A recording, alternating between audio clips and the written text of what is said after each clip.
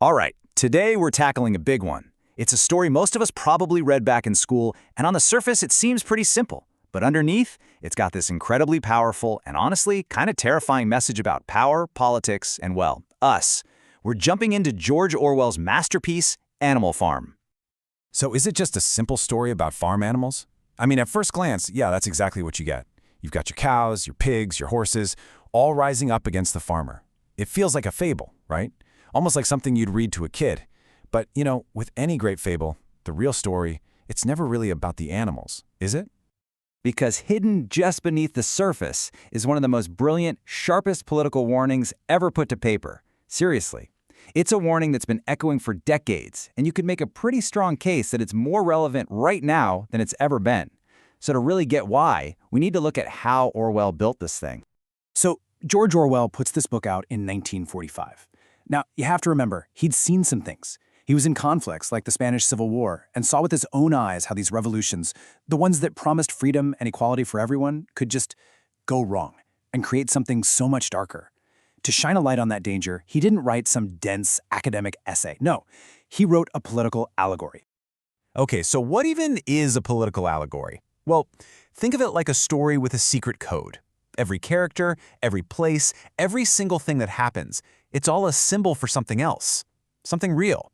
Real people, real events, real political ideas. So yeah, Animal Farm, it's not actually about a farm.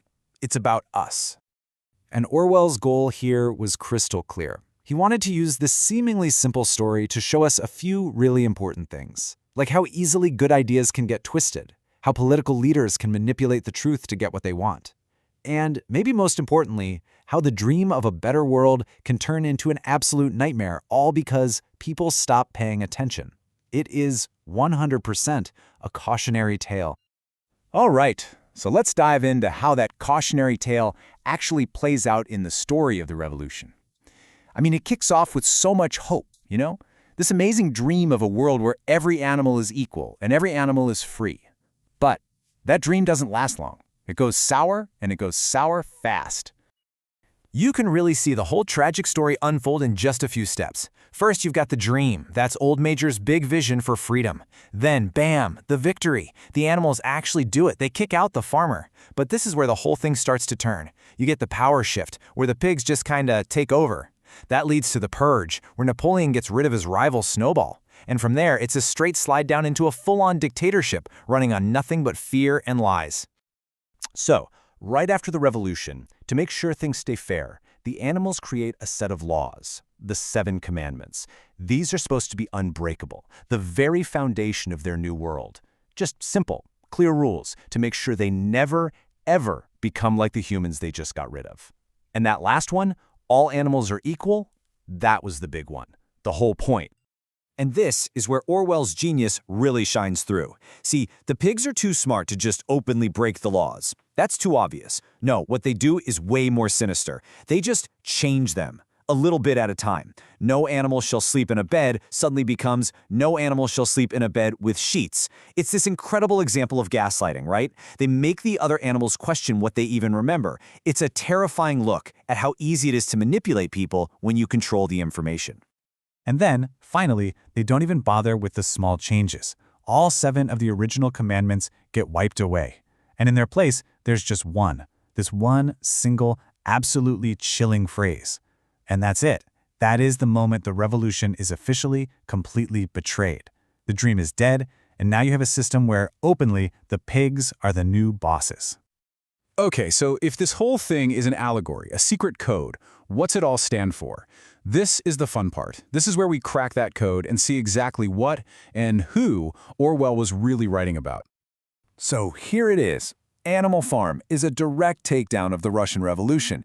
Every character maps to someone real. Napoleon, the pig who grabs all the power, that's Joseph Stalin, plain and simple. His rival, Snowball, who gets chased off the farm, that's Leon Trotsky, who was exiled and eventually assassinated by Stalin.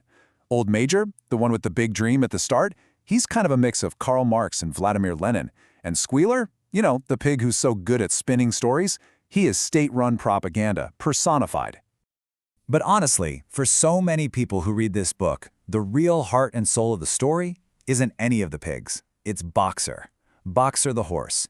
He's this incredibly hardworking, loyal animal who represents the working class. He's dedicated, he's strong, and he's just so tragically trusting. He believes in the promise of the revolution with every fiber of his being. And his answer for every problem, every setback, is this one motto: I will work harder. It's just heartbreakingly noble, isn't it? It perfectly captures that belief of the working people that if they just put in the effort, if they just stay loyal, they can build that better world they were promised. And of course, it's a belief the pigs are more than happy to take advantage of. Then he adds a second motto, and this one is even more tragic. Napoleon is always right. Think about that. Even when things are obviously going sideways, when the lies are getting bigger and bigger, his faith just doesn't break. He completely trusts the leader to the point where he stops thinking for himself. It's just a devastating picture of what blind loyalty looks like. And this is where it all leads. After working himself nearly to death, Boxer collapses. The pigs announce they're sending him to a veterinarian to get better, but they don't. They sell him to the glue factory. They sell him to be killed, and they use the money to buy more whiskey. It is the absolute coldest, most cynical betrayal imaginable. The ruling class literally selling out the very workers who built their power. So yeah, the story is a direct shot at the Soviet Union, no doubt about it. But its message is so much bigger than that. Orwell wasn't just writing a history lesson. He was writing about something timeless, human nature. He was laying out these universal warnings that really could apply to any society, anywhere, at any point in time. And these are the big ideas that make this book feel like it could have been written yesterday.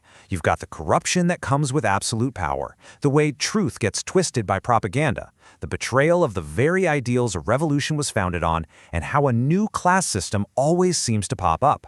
You know, it's also about the danger of just not caring, like Benjamin the donkey, who knows what's happening but doesn't speak up until it's way too late. All of this together, it's not just a story, it's a roadmap for how a free society can lose its way. A perfect symbol for all of this is the windmill. The pigs tell the animals to pour all their energy into building it. They say it's going to bring this amazing future where no one has to work hard anymore. But the windmill keeps getting destroyed, and they have to start all over again and again. It's the perfect symbol of a lie, a carrot on a stick. It's just a way to keep everyone exhausted and distracted, chasing a future that the leaders know is never ever going to arrive. So let's get to the bottom line. It's a book from 1945 about a revolution in Russia. So why on earth are we still talking about it? Why is it still on reading lists everywhere? Well, it's because Orwell's warnings were never really just about Russia, were they? This is really the heart of it all. This book isn't just a history lesson, it's a warning for any society at any time where leaders start playing games with the truth and where ordinary people stop questioning what they're being told. It's about that exact moment when we become passive and just let it happen. And the ending, the ending is one of the most famous and chilling scenes in all of literature. Years have passed. The few remaining animals from the early days creep up to the farmhouse window, and they look inside. And what they see are the pigs, walking on two legs, wearing clothes, drinking and playing cards with the human farmers from next door. And as they look back and forth, from the faces of the pigs to the faces of the men, they realize they can't tell them apart anymore. The new rulers look exactly like the old rulers they fought so hard to get rid of. The whole revolution has come full circle. All they did was swap one set of tyrants for another. It's the ultimate defeat. Which, of course, leaves us with that final, unavoidable question, the one Orwell wants every single one of us to ask ourselves. We look around at our own world, right now. We look at our leaders, at our society, and we have to ask, are we so different? And that's the question the book leaves hanging in the air. It's a heavy one, and it's definitely worth thinking about.